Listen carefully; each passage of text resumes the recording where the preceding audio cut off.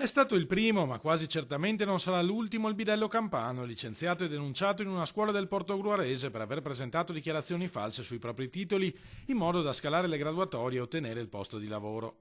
La vicenda è finita sul tavolo della procura, mentre l'iter per il licenziamento non è ancora formalmente concluso.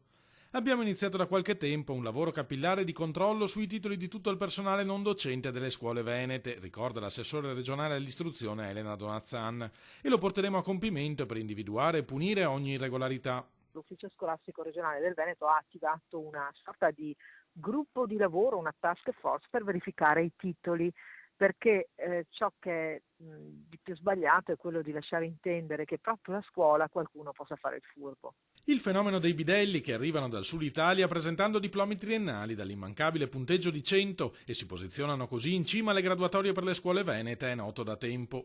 Molti degli enti che hanno rilasciato questi titoli non avrebbero presentato la necessaria documentazione all'amministrazione scolastica veneta che ne ha richiesto la verifica. Secondo indiscrezioni, alcuni di questi episodi si concluderanno presto con nuove denunce in procura.